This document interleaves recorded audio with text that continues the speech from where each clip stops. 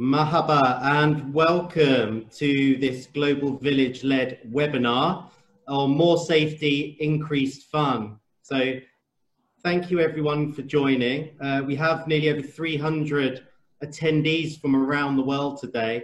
It's a very exciting topic, and we've got 6 highly acclaimed international panelists who will be taking us through some different viewpoints from around the world on various subjects related to health and safety and what it all means for us as health and safety and professionals. This is such a pertinent topic in the world right now. Even with COVID, health and safety teams and people are front and center within an organization. But more importantly, it's a case of getting it right and making sure that we have fun, and our guests are having fun as well. So without further ado, we have, it's going to be a recorded session today as well for everyone's benefit, because there's some people who won't be able to attend. And I'm just going to flick through to the next slide. So one of the things that we've done within Global Village recently is introduce safety moments to all our meetings. It's something that we found very important to embed a culture of safety within the organization. And it's not just about the health and safety professionals who run this safety moment, it's about everyone else. So actually we try to encourage everyone to do a safety moment because it's embedded in new culture. So for us, and if it's something you want to take away, we have over 100 of these safety moments that we've looked at, and it crosses various subjects. So the safety moment today, which will just take 1 minute, is around taking responsibility. So if you see it, please help. So if you come across an unsafe situation or even an potentially unsafe situation, don't ignore it. Take responsibility for getting it corrected. Speak up when you see something that you believe is unsafe or could lead to an adverse incident. And if it's unsafe, actually do something on your own. If it's done, keep others out of the unsafe zone and then contact HSE. So again, the key point there is everyone is responsible for health and safety. And if you can embed that across your organization, not just the health and safety team, you're creating a safe culture, which ultimately leads to a safe environment for our guests as well. Okay? So in terms of the webinar, it's a 45-minute discussion with each of our panelists will either be presenting or talking between 5 and 10 minutes. There's then a 15-minute Q&A session as well. So along the bottom of the bar, you'll see 2 options. You see a Q&A section, and in there, that's where we want you to ask your questions. So we will be moderating those questions, and I'll be putting them to the panel at the end of the presentations. For any question that we aren't able to answer, we will make sure that they are answered after and then shared with everyone here. So when you put a question up, please make sure that you put the question and who the question is directed to allow us to put it to the right person, and then also your name as well, please. There's also the chat area that allows you to clap virtually or make comments as we go along. So it's a chance for us just to engage. And again, we'll try and get some of those comments up as we go through. So today, these are our 6 panelists. I'll just give a brief overview now. And just before each of their sections, I'll be giving a brief bio of each individual. So again, it's taken us a bit of time to find the right mix of panelists who we feel that will offer you the best insights possible. And we start with David Parr, who is the Director of Policy and Technical at the British Safety Council, who I think you all know really well. Mohammed Al-Danhani, who's the Manager of Safety at Dubai Municipality. Again, the Dubai Municipality are keeping us safe across the whole of Dubai, and we welcome their inputs today as well. We have Ali Al-Suwaidi, COO of Global Village, who's given us a big double thumbs up there. He's excited today to be sharing his views. And then Jacob Wall, again, I'm sure who you'll all know, who's Vice President of IAPA EMEA. And then I'm proud to introduce Victoria Lin, who is General Manager of Attractions at Dubai Holdings. And finally, Victor Danau, Director Asia and Pacific at Development and Operations at Ripley's. Okay. So I just wanted, before we start, for those of you who don't know Global Village, we will be celebrating our 25th year in a 5 days time when we open up on October the 25th. So for us as a business, it's been a long journey in terms of lessons learned every year to continually become a safe organization, which is why we thought bringing David on today, who is one of our partners and advisors to Global Village, would be a great asset. So David has worked for the British Safety Council since 2005 in many senior roles. And for the last 6 years, he's been heading audit and technical consultancy services at the organisation. So I hand over to you, David, to share your presentation. Thank you. Okay, excuse me. Thank you, Jonathan, for that introduction. And I'm speaking to you from an unusually sunny northwest of England in the UK, near Liverpool. We're in a tier 3 lockdown situation at the moment in the UK, so it's nice to have some sunshine to lighten the load. So good afternoon, everyone, and in the first instance, thank you to Global Village for their kind invitation to join the webinar session today. In the next 5 minutes or so, I'd very briefly like to outline the British Safety Council's approach to best practices in health and safety, and also how this can be applied to the management of the current COVID-19 pandemic. So the British Safety Council have developed a best practice health, safety and wellbeing model. It's important to note that we've now added wellbeing to the terminology, which has been mapped against recognised standards, including ISO 45001, which a lot of people will be familiar with, other management models and adopted best practice techniques in health and safety management globally. So our model follows the recognised Plan, Do, Check, Act management cycle, and there are 5 what we consider to be best practice elements which run throughout this model, with leadership and continual improvement the main focus. So these elements that hopefully you can see up there are leadership, with a particular focus on top management commitments, leadership from top floor to shop floor, with a specific focus on top management performance in this area. And again, people that are aware of ISO 45001 will know that this is recognised, this is a big theme in that standard. And the second area within the model is stakeholder engagement and participation, because a subtle difference between consulting and participating there. So our stakeholders could be staff, clients, suppliers, contractors, visitors, customers, and they really should be effectively engaged with and participate in the safety management process. Particular interest in how staff participate in the continual improvement of the safety management system. Risk management, which we're all very familiar with, hopefully. So the organisational and operational arrangements for identifying, managing and controlling relevant risks, including occupational health and wellbeing factors. Our culture, some people refer to health and safety culture. This is a personal opinion. This is not the British Safety Council line. I don't believe there is such a thing as health and safety culture. I think culture is per se, and to box it as health and safety is doing it a disservice in my view.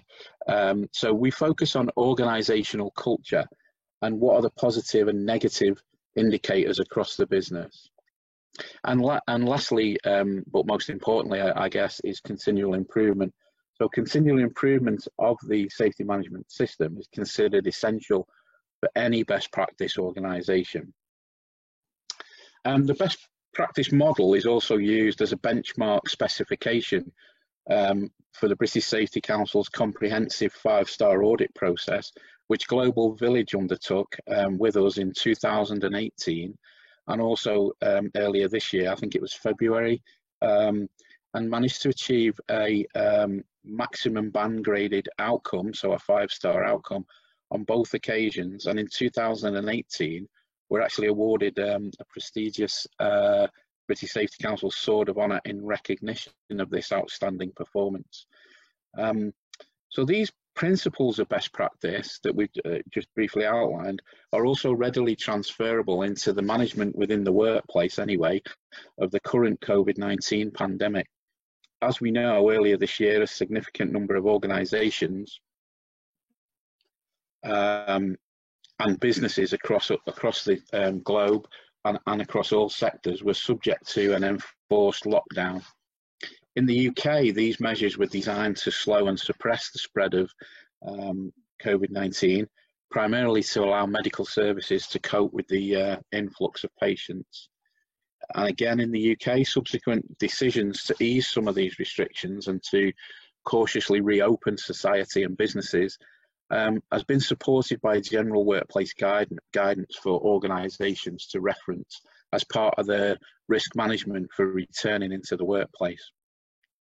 So recently, however, within the UK, we're currently experiencing a second wave, as it were, of the pandemic, and localised restrictions in areas of high infection have become commonplace, unfortunately. This makes this implementation in the workplace anyway even more important. So there's 5 primary elements that we consider, and these are closely linked to our best practice slide previously.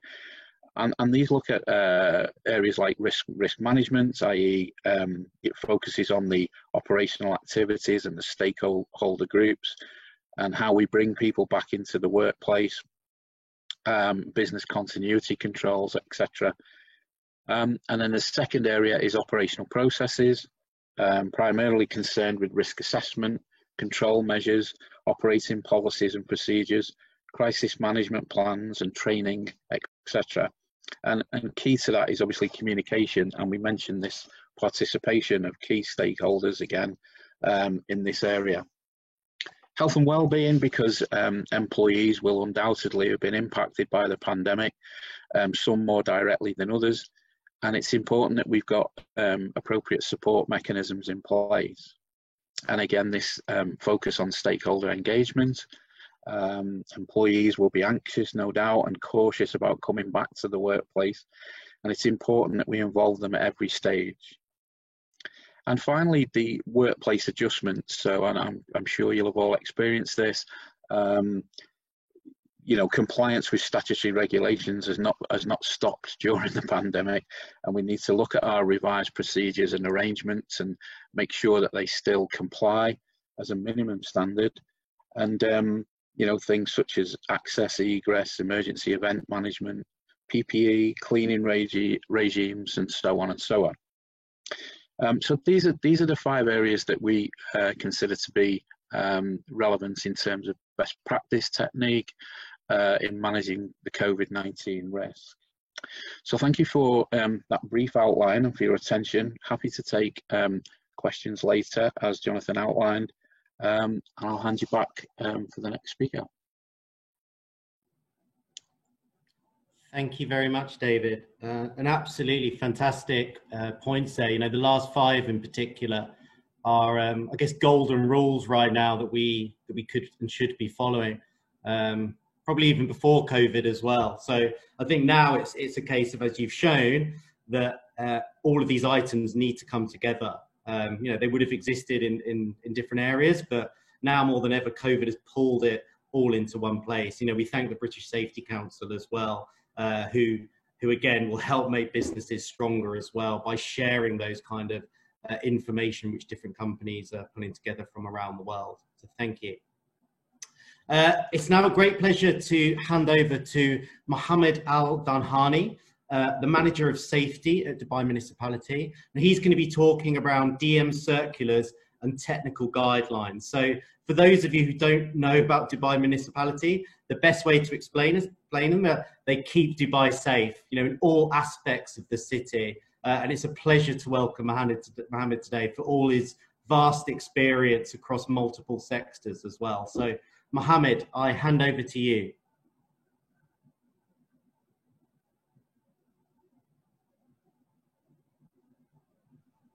Thank you so much. First of all, hi everyone, and good afternoon. First of all, I would like to thank the Global Village for organizing this webinar today. It's actually a very important webinar of sharing knowledge with all entities in the sector of in the safety sector. I'll talk today in a specific regarding the play area and events area and the precaution measures and safety measures applied during to COVID-19.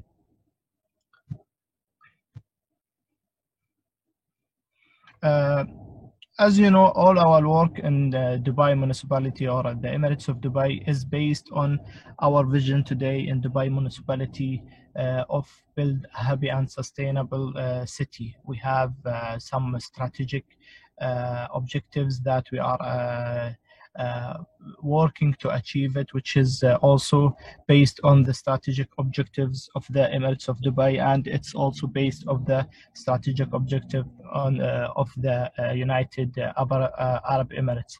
As you know, COVID-19 is something new to the world, but we are in Dubai municipality. We have some objectives based on emergency preparedness and response plan. Which is include the fighting COVID-19 also at that stage. We have the responsibilities. We have the responsibilities that we are working on it in Dubai municipality to achieve our targets of the preparedness and response. As you know, in all the internal world, we have some stages regarding of responding to COVID-19 pandemic. It's a start with an emergency case, then it's start with disaster, then it become as a pandemic. So the first stage in the Emirates of Dubai and in Dubai municipality was the intensive cleaning and disinfection process in all the premises in the Emirates of Dubai, which is include the play area and events area and all other premises in the Emirates of Dubai, such as restaurants, hotels, spas, salons, all and all other related premises. The second stage where the closing the premises and control the closure of the premises, which is the at the time of the 24/7 national sterilization program, which is applied in Dubai, in the Emirates of Dubai for 3 or 4 weeks. This were the second stage, and we were working with all the premises also to ensure that they are closing their premises for avoid spreading of COVID-19, and they are doing all the precaution measures if they are need to be to attend to these premises for some reasons. Sometimes some workers were at those premises also working on such projects, working on such measures. So we are ensuring on that time that all these premises are applying all the precaution measures needed. The third stage where the progressive reopening, which is the start in April. We start off the progressive reopening of all the premises based on the situation and under also the control and under the supervision of the higher team of emergency and crisis in the Emirates of Dubai. So on that stage, on all of these stages, we issued in Dubai municipality 62 circulars regarding precaution measures of COVID-19 for intensive cleaning or for the precaution measures at the time of the reopening the premises for all the premises in the Emirates of Dubai, which is include also the play area and the amusement area in the Emirates of Dubai. One of those circulars were the reopening precaution measures for amusements and theme parks and recreational areas in outdoor and indoor area, which has been issued in 4th of July 2020. This circular has 55 precautional measure points which need to be applied in all the institutions at the Emirates of Dubai. These points were done by the specialist from health perspective, from health and safety perspective, from environmental perspective, and from economic perspective. We share all the knowledge to achieve all of these precaution measures to ensure that all the institutions in the Emirates of Dubai will reopen in a safe way and in a right way, which is ensuring that everything will be okay on these premises regarding the reopening stage. And we take into consider that COVID-19 is still, we still have COVID-19. We should apply all the precaution measures in these premises and ensure all of these precaution measures are applied in these premises.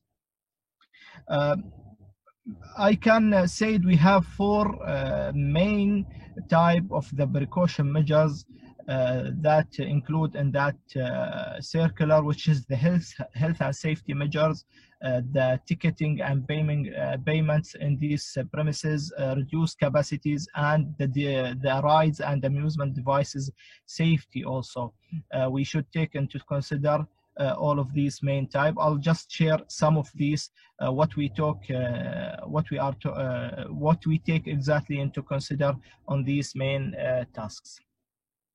If we said about the prevention measures, the normal or the main prevention measures in any premises, including the play area and events area, it is the temperature check before entering any entity or any premise or any building in the Emirates of Dubai, wearing face mask for the employees and visitor for all the time, and we are applying all of these measures and all entities in the Emirates of Dubai.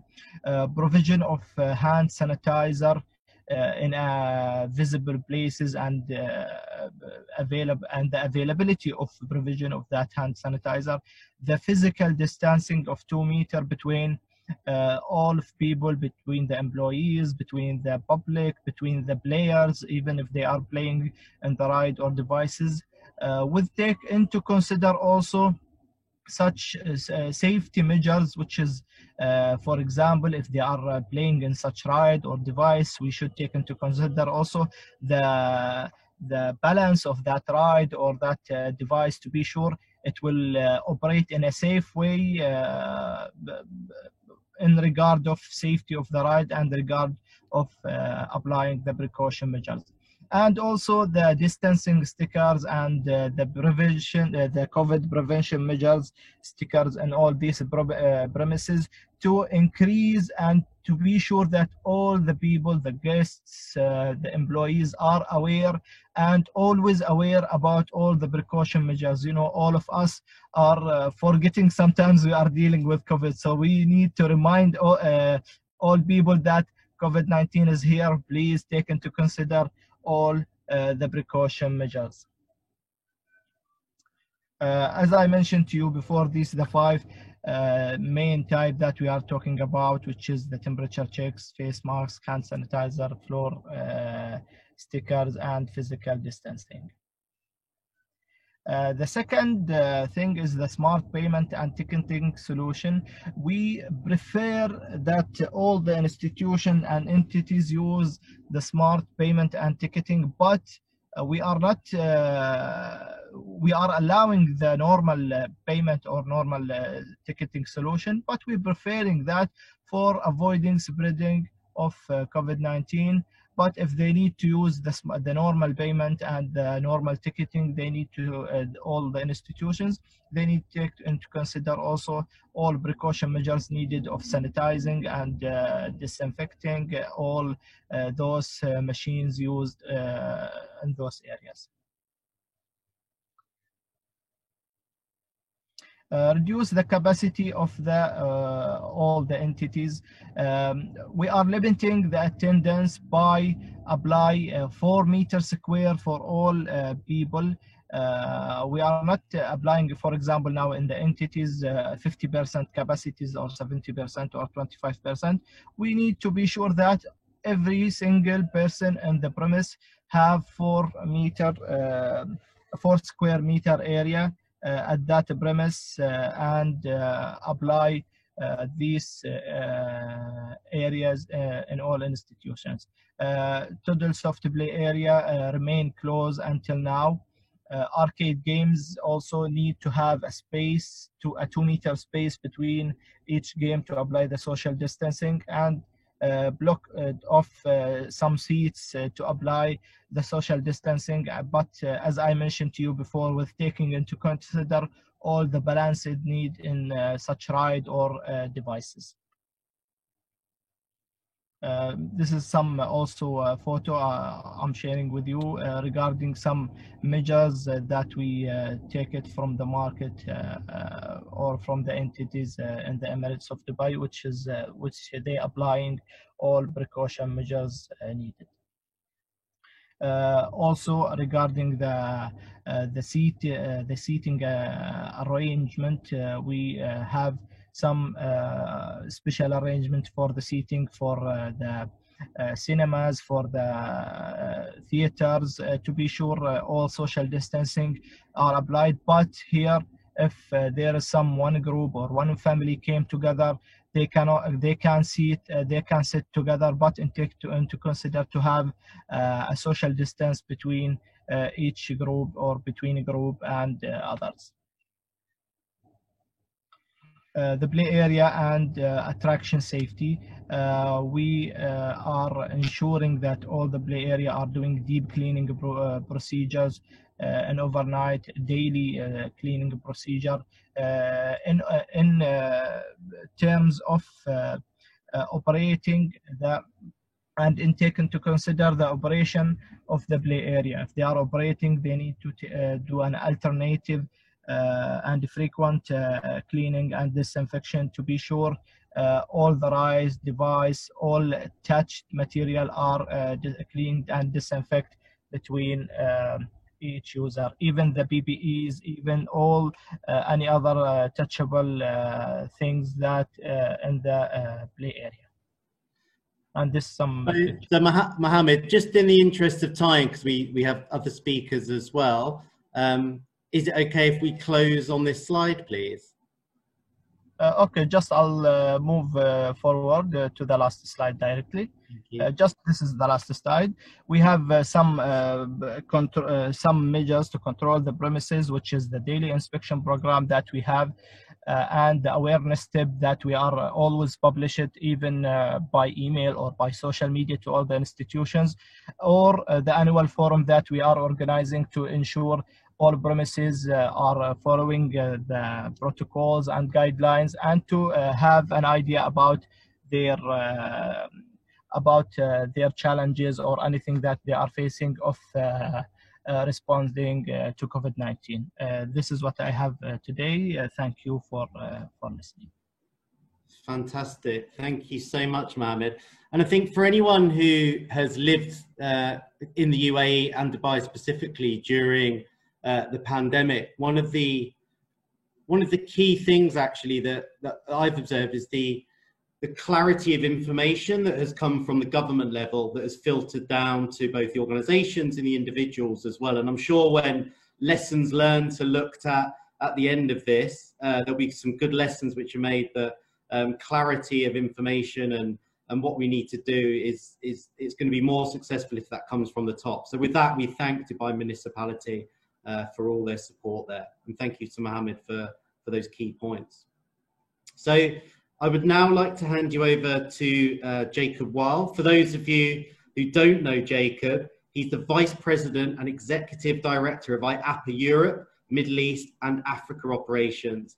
Jacob is the Executive Director and Vice President for Global Attractions in the industry, and he's enjoyed a 15-year career in the attraction sector. He holds both French and German diplomas in business economics, so he sees it from all angles. And Jacob's going to talk today around delivering a great and safe experience. So Jacob, over to you. Thank you very much, Jonathan. If I can ask to share my screen. I think now I can. Give me 1 second, please. Thank you very much to Global Village for actually inviting us as IAPA, the Global Attractions community. It's good to see some familiar faces, and thank you also to Ali, who is a member of the IAPA EMEA Advisory Committee, and giving us input on what we are. I have a little echo, but I think it should work now. So we as a global association, when we are facing this crisis, we thought we know best how to deliver great experiences, but now we also need to deliver safe experience. So what did we do as IAPA? We gathered our members globally across the world and built a task force of leading operators with some of the biggest names, where we actually asked those experts in the field to give us their input on how to operate safely. With this input, and we also got some from Global Village, so thank you for doing that, we created a guidance document for all attractions, which is updated continuously, which is available for everyone to share. And it's very good to see, just in the presentation of Mohammed from Dubai Municipality, that many of those measures actually are implemented in the Dubai Municipality policy, but also across all the world within our members. So what is written in there? And you have heard some of those measures. The most important things, why are amusement parks safe? And safety, and I assume most of you know that, has always been our top priority. I'm happy to see also here representatives from the IAPA Safety Committee, which is a global committee for all safety in this industry. Jim Shea, greetings to you. It's good to see you as well. Important for us in this industry is that we can control the access and the number of guests, and we can actually limit it, because in comparison to other public zones, we have access controls, so we can really guide everyone through it. Also, the majority of activities, as you can see in Global Village, is conducted outdoors, which is very, very important. We have experience in crowd management and can control the guests' flow. You have to know that most of the amusement park operators, and you have seen Global Village exist since 25 years, we know very well how people come into the premises, how they move around, when they're at which place. So by partially closing certain areas or attracting other people to different areas, we can actually avoid congestions at certain places. Also, a very important factor is that our parks are a safe environment. Usually in most amusement parks, 90% of the guests are actually families coming together. So you stay kind of within your bubble, and you do not particularly meet new people, as it is the case with concerts or with big festivals, but you really stay with those people you know. And that is, I think, a very, very important factor. And especially in those difficult times, I think you all know that it has been a challenging last 6 months. Amusement parks are a safe place, but also a fun place. So that's very helpful for our guests to come out, to enjoy time together, and to really kind of increase their mental well-being. What have parks done to be safe? They have increased digitization, and we heard it just right now. There are some very important things. Cashless payments solution, a lot of online bookings beforehand, so you minimize actually those interactions between human beings. Also, we have seen many parks doing virtual queuing, so you avoid standing long time in queues because you have pre-bookings. Touchless self-service kiosks, we have also heard that, and applications. We have seen some parks in Europe where you can actually digitally get in line for attractions, so you don't need to wait anymore in a long queue line with many other people. Also for food and beverage orders, which often now are handled through an app. So that is very, very important. What else have we seen? We have also seen rigid hygiene measures. Obviously, a lot of additional sanitizer stations, more cleaning, all of those things. We have seen reduced capacity in parks all across the world. It was just mentioned 50%. This is also a number which we have seen in many other countries. And we are connecting fun with safety. And I think that's a very, very important point, because we do not want to forget we are a fun place. So even if we are safe, or even if we are fun, we are still safe. And that is something where I have a picture here where you see, it's our characters, it's the joy of our amusement park and attractions to actually bring joy to those people, even in those difficult times. And all those measures have worked. And I think that is the key point. so far, in those last months where we have seen operations of amusement parks all across the world, there's no confirmed infection coming from a park visit. And I think that's the key information here, because we have shown that park operations all across the world are safe with those measures, and that we are very diligent in executing those because we know our business. And as I mentioned, safety is our #1 priority. And with this, I'm very sure that Global Village will have a fantastic 25th season, and also will be a very safe place for this upcoming season. So thank you again for having me. The same, I will be here for questions and answers, and thank you very much. Fantastic. Thank you, Jacob. And I think, I think everyone here agrees that IAAPA will play a key role now in, learning from how other parks are adopting to this new world as well. We look forward, as you said, to sharing our experiences as we open. I'm sure, we've planned as much as we can, but there'll be lessons which, again, we hope to be able to share with IAAPA, which can then be used for other members of IAAPA as well. So thank you, Jacob, for taking the time to join today. I now want to pass you over to Ali Al-Suwaidi. Now, Ali is the Chief Operating Officer at Global Village Dubai. He is also the MEF-MA Vice President. He's the Global FM Board and Euro FM Ambassador.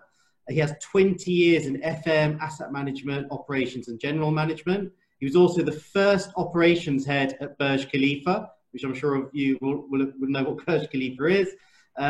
And he's by trade an electrical engineer in the US, has an MBA and an international diploma for safety. So Ali is going to be talking today about the reopening parks and enhancing infrastructure for health and safety. So Ali, over to you.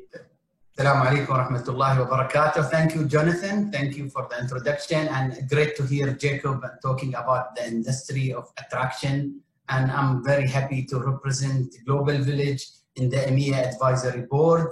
I think we are all working hard to support the economy, support the industry of entertainment, and of course, health and safety plays an important role. And this is where we are really pleased to work closely with the British Safety Services, all the way of getting the 5-star rating for Global Village and the Sword of Honor last 2 years. And this demonstrates that the Global Village leadership are working since long to really transform Global Village. And alhamdulillah, today Global Village is one of the leading attraction worldwide under the umbrella of IAAPA. Very proud to share knowledge and learn from our peer industry professional, and of course, make it a sustainable industry. And believe me, without entertainment, no other industry can sustain. So being part of the entertainment industry, we play a big role. And I think reopening attraction is a very important things to do by all countries. We are, alhamdulillah, in Global Village working very early in the digital transformation. A simple example is what we have done 2 years ago by having face recognition for all our entry for partner. This is something that we have done in a brave way. It wasn't easy, but we feel that early preparation and digitization will help us even without having COVID. We need to lean in technology. And this is where Global Village is always keen to look at technology and transform. Of course, especially for the COVID challenges that everybody is going through, Global Village has made a lot of preparedness for it. And we are, alhamdulillah, ready for opening in 25th of October, celebrating our Jubilee year. This year is special for us, and we would like to welcome our guests, of course, taking all the safety measure, and in the same time making it fun for everybody. A simple example of making the precautionary measures safe is what we have done in our kids theater. We did not use stickers. We introduced teddy bears. So the kid will sit and will have a fiber teddy bear sitting next to him. And while they are entering, we made it like you're entering into a farm, but it's actually segregating between the kids entering and the people leaving the kids theater. So this is a simple example of a creative way of introducing measures, complying with, of course, regulation, but at the same time make it fun for our guests. We have done, of course, a lot of measures like the self-parking rather than valet parking. We have the thermal tunnels to get our guests safe, not just only our guests, also our staff and our partners. We are introducing more than 600 hand sanitizing stations. You can see the measures even in front of the main stage, having seats in a distance, and this is very important for us. We don't see it as a social distancing. We see it as a distance socializing. We still need to socialize. We are a place, and especially UAE and Dubai, we welcome more than 160 different nationality, even to 200. So socializing is an important thing to do. So we need to make it considering the distance that we have to, of course, take the precaution. I can see from the attendees, we have amazing attendees from Spain, US, even from the nuclear station in UAE, Baraka. So HSE professionals, welcome to this webinar. We in Global Village, we don't see HSE as a responsibility of only HSE professionals, but also everybody's responsibility. This is a culture that we have built into Global Village, and we enlighten people about safety, and this is what we even done today by having the safety moment. And then we empower people, engage, and luckily we have even our guests are engaged in our strategy. And finally, we evolve and be ready for the opening, inshallah, in few days. So thank you very much. I hope I gave you a little bit of insight, and the mic to you, Jonathan.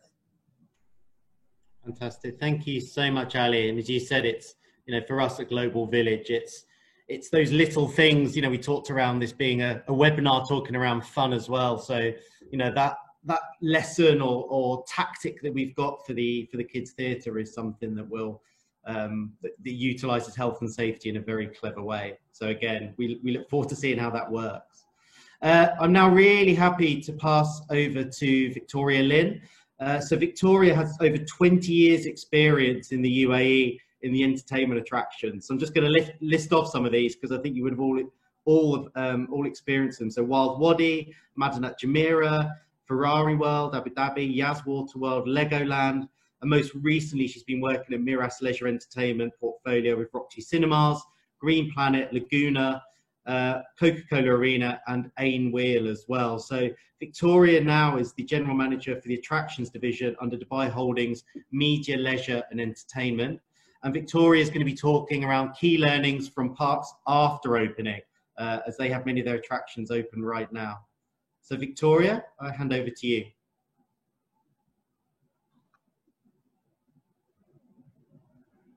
Okay.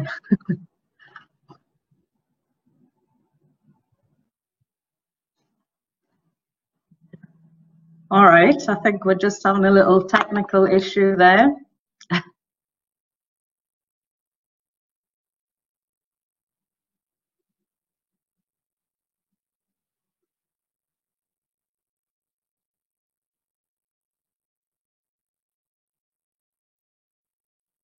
Okay, I'll maybe just start talking then. Just want to double check, Jonathan, that you can actually hear me. Yes, we can hear you loud and clear. Okay, fabulous, fabulous. I'll try the video one more time. If not, then I guess I'll turn it off. Okay.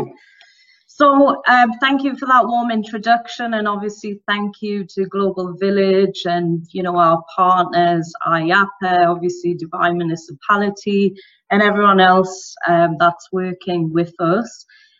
Yes, we have many learnings since opening some of our attractions. So we recently opened in June. We had Laguna Water Park, the Green Planet, Roxy Cinemas across 5 locations. We actually opened a new concept called the Arcade, and basically we run a beach operation. So first and foremost, when we did open the water park, and I'll focus more on that particular business unit, we definitely saw a bit of a champagne effect, which was quite surprising initially. We definitely had more people than what we had anticipated coming into the park. We definitely saw that customers, some of the nationalities were definitely more responsible than others, which was very interesting to see. And of course, we certainly felt that people coming out were just excited to get out of their lockdown situation. But of course, at the utmost importance, we wanted them to feel safe in that environment, and indeed we believe that we certainly achieved that. Just as a park overall, of course, everybody pretty much opened up at the same time, so we definitely had to be competitive. We had to make sure that we were leading with some of the initiatives that we were taking, and of course, again, I feel that that really paid off. So a few things that we did, of course, in line with what everybody's talking about. We tried to go as contactless as possible, online ticketing, opportunities to pay without actually coming in contact in all interactions within the park. The interesting thing with that is that even with, you know, promotions and offers and trying to drive everything digital and online, on average, we still saw a take up of about 30% of people actually taking the online option to purchase tickets. So people were actually more comfortable than what we had anticipated in interacting with the staff. Of course, we reduced capacity. We introduced sanitization tunnels for customers to walk through. We executed the temperature checks per guest at the entrance. Lots of social distancing signage, social distancing and queue lines, and F&B certainly became one of the most trickiest to manage. We are quite a small water park, more of a kind of a community boutique style, and with that, again, you know, while we had so much signage and instructions as people came in on social distancing, we definitely saw that was a little bit challenging at times, particularly with some nationalities. We introduced PA announcements, which typically we wouldn't really utilize too much, but it was important to get an English and Arabic message out, reminding people as well that safety is everybody's responsibility. So really trying to, let's say, share the burden a little bit across with everyone and not just focused on us as a business owner. We definitely had to print a lot more signage. We had to keep adding things as we went on. Again, through opening, we worked with the DM, right? We worked with HSE. We made sure that all the boxes were checked, but only when you're on your busiest day, even with reduced capacity, do you actually see some of the pinch points. So again, it was very important for us to remain vigilant and really flexible in order to, make those changes, make those tweaks, get procurement to, purchase things overnight without sometimes having to go through a lot of processes. From a staff perspective, I think it's really important to talk about the staff. A lot of them were idle, obviously, before we opened. A lot of them were, sitting at home waiting for the call. So intense training and coaching and mentoring with them was really important. Not just focusing on safety, right? It was really important that even from a customer service perspective, trying to talk to people in the right way on, reminding them to wear a mask, where that was necessary, and reminding them to maintain social distancing. Because again, a lot of staff in this part of the world, are sometimes a bit naturally shy, right? So again, the training element alongside with the HSE reinforcing was just absolutely critical. One of the key things which I really encourage everyone to look at if you haven't opened your facility yet is that it's very important to have a backup team. If one staff member obviously does report that they're positive for COVID, that can severely hurt your business. So in our case, we did have a couple of cases at the beginning when we did the tests where a few people were positive And again, you could lose from, 6 people up to 20 people if you see that they've been in contact with others. So a key part of what we do is obviously we have the same team members together, the same team on rotation next to each other, the same positions. And again, while there's a little bit of monotony in that, and we've got to make sure that we keep changing it up and mixing it up, it's important that the same people are in contact with each other to again reduce the risk that if there was some kind of COVID outbreak within the team, that it wouldn't take the business down.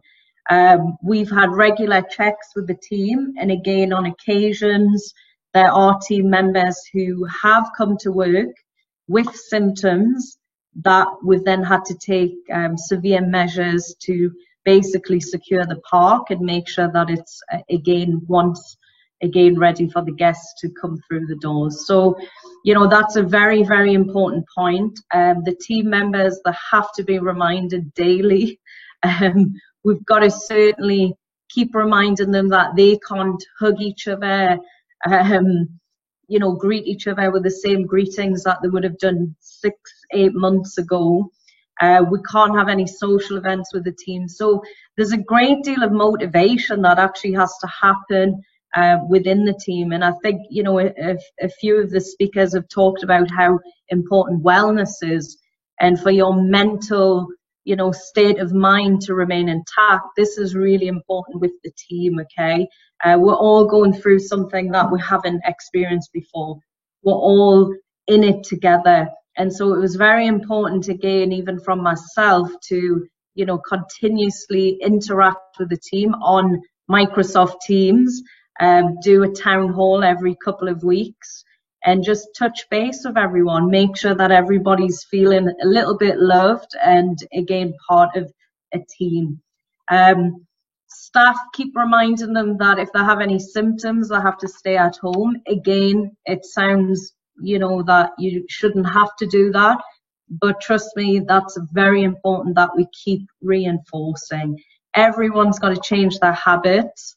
We now live in a world where, a few months ago when there was obviously the huge outbreak, it was a crisis. We were managing a crisis. Now we're actually dealing with a new norm. So again, something that, we'll have to remember, nobody's invincible, okay? Anyone can catch COVID.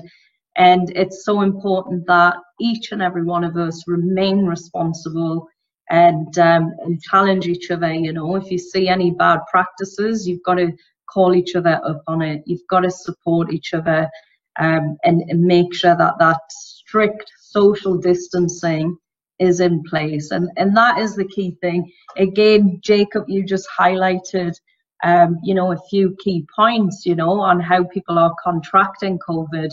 And, luckily so far, there hasn't been a single case where people have contracted it, from our workplace or our business unit. And we are seeing that it's, again, they've contracted it from someone else that they live with or through someone like that. So again, health and safety has just played such a key role in refreshing, doing the trainings, and just keeping everyone so that safety is at the forefront. Again, I think with all the changes, right, that keep happening in the world, I would say as a management team, as a leadership team, it's just so important that we're able to keep rolling with the changes, implementing new measures where necessary, and obviously keeping a very open mind to make sure that we get through it as a team.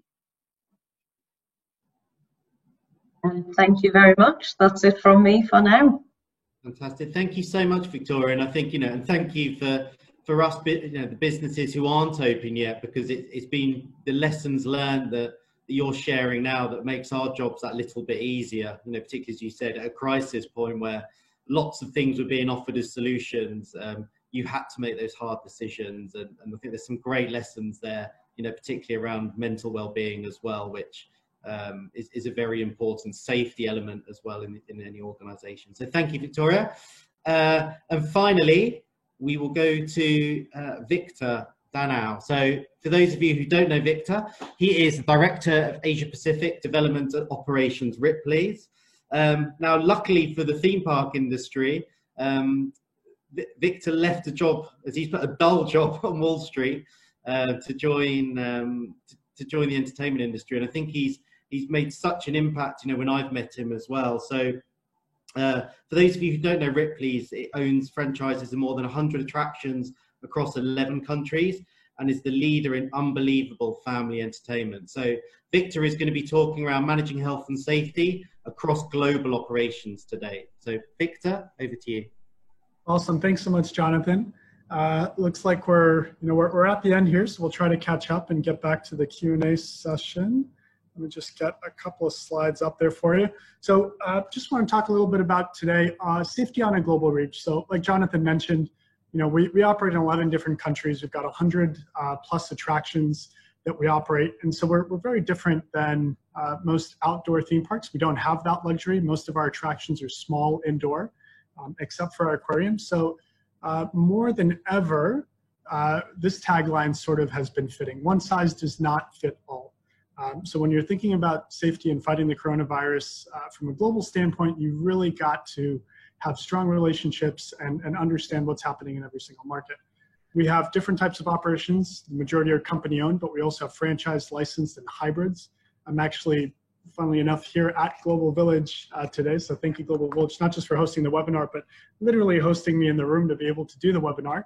I think I'm probably one floor below Ali. I can hear you tapping your feet, telling me to hurry up. So you've got to have strong relationships with your partners. You know, you can't come in and dictate one size does not fit all. And there's a constantly changing and inconsistent set of regulations around the world. You could be in one municipality where, you know, people walk around giving each other hugs and kisses, and you could be in another municipality that's the complete opposite. You know, they're making you pull out any interactives. They won't, you know, they won't even have a conversation with you about how you can safely open your attraction, which I think we've proven as an industry, like Jakob said, you know, over and over again. So it's important to keep those relationships, and it's important to monitor those regulations and to be nimble, because as those regulations change, you've got to be able to adjust your business. You've got to have a plan in place to be able to train your staff and get everybody back on the same page. You know, COVID is no different than our regular operation in the sense that we want to exceed our guest expectations. So when it comes to safety, I think everybody, you know, Victoria included, has talked about what we're doing at our parks and attractions to do it. It all starts with our employees. You've got to keep our employees safe in order to be able to keep our guests safe. And also, like Victoria said, we can't afford to have our employees get sick because they've got to quarantine for 14 days. So building sanitization teams, high touch interactives, having a plan for how to clean them. If you can't figure out how to clean them, you've got to take them off the floor or reinvent them. And we've been able to reinvent a couple of interactives that don't require touching anymore. And hand sanitizer by the boatload. Who would have thought that hand sanitizer would be such a significant part of our budgets anytime in the future? Communications. So with our guests, we've got to make sure that they know what our policy is before they come. We operate, you know, in some markets where segments of the population don't care about social distancing. They don't care about wearing masks. Our regulations typically exceed that of the local jurisdiction. So it's really important, even from the beginning. I just wanted to share for 1 second on our website, when you go to any one of our locations, one of the first things that you see is a themed, you know, masks required sign. We've got information from the municipality, if there is, on the website, and we've got COVID-19 updates with the whys. And our team members are trained to be able to share and explain why, which can help de-escalate a situation when you encounter a guest who doesn't necessarily agree with what is happening or who is experiencing COVID fatigue, which we're starting to see a lot of. So there's information about our ticket exchange, schedule updates, all of that stuff. And even when you go to buy tickets, again, there's another disclaimer that talks about masks being required. There's a disclaimer about the risk involved. And even when you actually get your printed ticket, some of our locations have that as well on there. So you can't over communicate what the policy is and why that is your policy. And of course, it comes down to your employee training and morale. Manuals and training. One of the first things that we did was implement our coronavirus policies and procedures. If you don't memorialize it, you forget it, you lose it. You'll have a clean team one day, and then 2 weeks in, you forget that the clean team existed. So having checklists and having that proper training in place is important to keeping this going. And because I mentioned it a second ago, COVID fatigue is real. We're coming on, I think, 8 months now since the crisis began, almost 9 months. People were stuck in their homes. They want to come out. They want to enjoy our attractions. But between our employees and our guests, they're tired of following rules and regulations. So we've got to do it fun. Ali mentioned a little bit. We think of it as the show must go on. So you've got to be fun and creative with your COVID enforcement and your rules. Whether it's fun masks, we've got shark masks in our aquariums, signages that are related to things in your attraction, or just funny things. If you ever get bored, just Google funny COVID signage. You'll get quite a kick out of it. We compared to some of the exhibits in our attractions. We have iconic structures all over the world at our attractions, and anytime we can, we like to show our COVID response on them as well. So that's our dinosaur on Hollywood and Vine in Hollywood. He's got his big face mask there and raw sure hands, just like a T-Rex would do. Any of our exhibits in the lobbies, etc. We can use it to de-escalate situations and poke fun. Like Ali mentioned, they're going to put teddy bears in their kids' theater. And so with that, hopefully we've bought some time back. There's lots of questions that I can go over, but we'll turn you back over to Jonathan for the questions. Fantastic, Victor. And again, it's great to see how other parks and attractions are taking this on, and it goes back to the purpose of the webinar, taking this on as a fun thing. It's as you said, it's not something we ever thought of in terms of budgets, but it's there, and we have to kind of embrace it at this stage. So we have reached what was the original end, but kindly the panelists are going to stay for a few minutes so we can take some questions. For any of the questions that aren't answered, we will be making them available, so we will make sure that they are answered and shared with all participants as well. So again, there was so much to cover, and again, I think everyone had a lot to learn on this topic, but it is good to get some questions and make this a little bit more interactive. So we have one question. We'll start with Ali, and this has come regarding Global Village. So in most shops in Global Village, shops don't use online payments. They only accept cash payments historically. Will that be the same this year?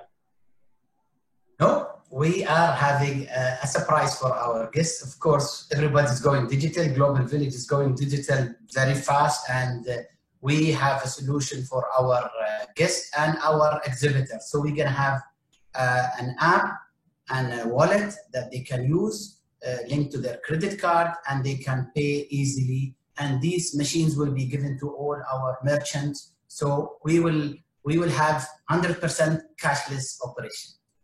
Fantastic. And Victoria, is it from your side, obviously experiencing it right now, is there something that can be added to that in this world of contactless payments? Again, what was quite surprising for me was actually how, again, it's certain nationalities and cultures who are more pro that than others. But again, certainly having Apple Pay available, and all these other methods, it's definitely something you need across the board, right? You have to have options for people. And Dubai, I would say across the city, everywhere you go, people are definitely encouraging you not to use cash, Fantastic. And Victor, I mean, you have a global perspective in Asia and the Middle East as well. How have you seen the adoption of contactless payments? What's interesting, some markets tend to leapfrog others. And so where it was a fully cash-based society can immediately switch to QR code payments on their phone.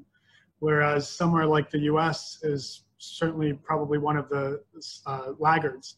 I was in Australia for 7 months since the COVID situation happened. We sort of got stuck there until coming here. And I can tell you that I honestly only once in those 7 months used cash. It was quite amazing how quickly Australia was able to switch over to cashless payments. And it was one little gelato cart that I just had to have that gelato that I walked to find an ATM and take the cash out for. But other than that, all contactless on my phone. Brilliant. So yeah, I think think everyone finds it's the way it's going to go at some point, so we have to embrace it. Jacob, we have a question. It's quite long, so let me go through it. So, Jacob, thank you for the focus on how safe our industry can operate when compared to other large gathering facilities. The safety record of MEA region for the attractions industry is encouraging. Is there specific data being accumulated in the region, such as the lack of outbreaks at member facilities, that can be used to demonstrate to regulatory officials that we are indeed operating safely? It is interesting because we have done research with our members in the EMEA region, and just to be very clear, and I think Victoria pointed that out as well, there has been cases of guests who have visited the park or visited an attraction when they were infected. But what happened then was that the park actually reached out to all customers who have seen or who have visited that park the same day, and we can see that actually no infection resulted out of that visit. So there was not a new cluster coming out of one person visiting the attraction. And I think that reassured us that the measures which are taken or which are in place by attraction operators all across the world, and which you have heard from Laguna, from Ripley's, from Global Village, are working, that even if someone is visiting that, and that is, that can happen looking at the overall numbers, that it doesn't mean that you're not safe, because with all the physical distancing and all the other measures, it is still safe to visit one of our attractions. Yeah, and I think going back to your presentation, that there's no incidents as yet as well, so it does come centrally from all of us to remind people of that as well. So we've talked around marketing or costs, and budgets, and some of this has to go to marketing and PR now to, particularly for us in Global Village, to keep reiterating that message, from around the world. It's so important that people are able to get out and enjoy themselves after this COVID fatigue. So that's great to hear, Jake. Thank you.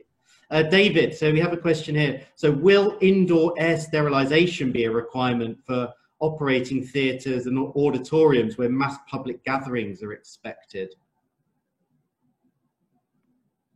Hi, Jonathan. If I'm being totally honest, I'm not actually 100% certain about that, to be totally honest.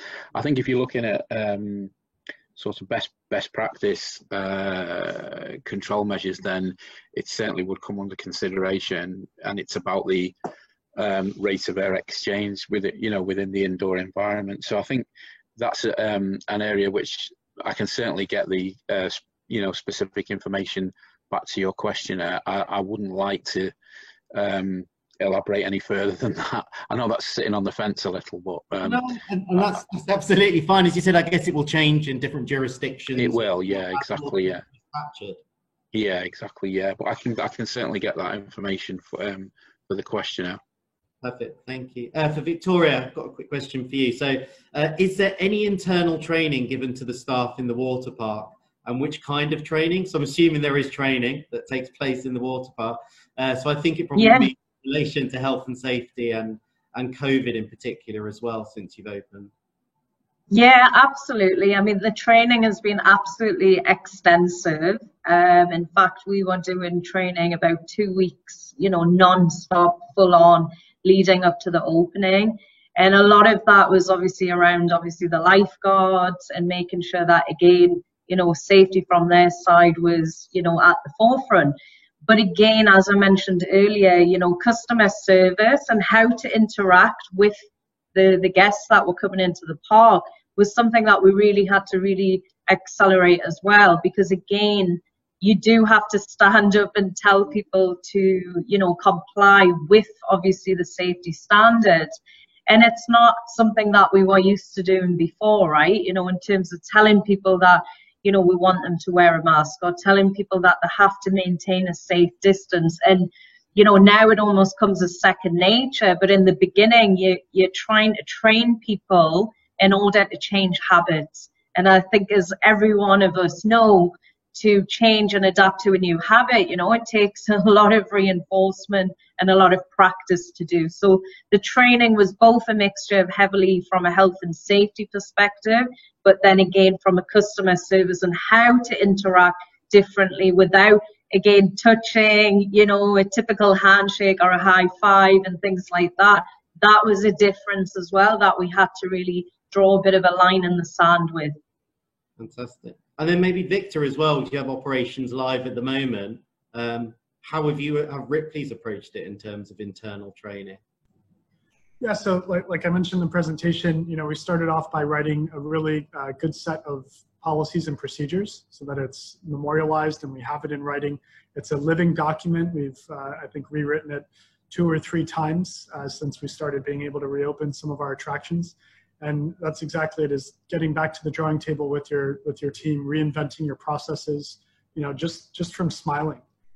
It's very hard to smile through a mask, although when you smile, I do believe people can see the smile with your eyes, but using hand gestures, using, much more inflated body language to make up for what's naturally missing there in the smiling. The other thing that's helped is checklists. So having really proper checklists for the cleaning so that we can make sure that we sanitize every interactive, every exhibit that's touchable. And I mean, just staying on top of refilling hand sanitizer. The amount of times those little things run out and you've got to find the key and open it. I mean, just setting up a procedure in place to make sure that you can keep your hand sanitizer in place is one of the things to consider that you easily forget. And maybe Ali, the same for Global Village as well. How are Global Village approaching internal training in these last few days before we open? Obviously, we have a different set of problems. Of course, training is a fundamental, task that we have to do. We have to make our people equipped with the right training to how to handle situation. We have already completed the health and safety training as well as the customer service training. I think also being leaders, we have to go to the field and support our team in applying these measures. We have to show them that we wear masks. I like the dinosaur wearing mask. Victor, maybe we have to do it in our dinosaur and Ripley's here in Dubai. So it's important for us to do training, but at the same time we apply it and we make sure that our leadership on field are also doing that practices themselves, and that is important for all of us. Training is a fundamental part of engaging people. You need to train them, give them the tool, and then hopefully everybody is safe and enjoying the time while making people safe. Fantastic, thank you. Well, thank you everyone. Again, we've run a little bit over time, so we wanted to make sure that we covered a few questions. So from me, I firstly want to thank you for all your time today. So all the panelists, David, Jacob, Victoria, Victor, and Mohammed as well. So and Ali, sorry. It's been fantastic, and I think all these differing views, everyone taking it from different angles, and it's just shown that as a community, sharing information and learning is important, because it's important for us as an industry and for our guests most importantly as well. So thank you to the panelists. Also thank you for all our attendees as well. So we still have quite a significant amount still listening in. And we apologize, we ran slightly over time, but it's a good sign that it's such an exciting topic where you all want to learn. And as I mentioned, for any of the questions we haven't been able to answer, we will get those answers and then sent out as well. So thank you very much. We look forward to seeing you all at Global Village for our 25th season, and have a good day. Thank you. Goodbye.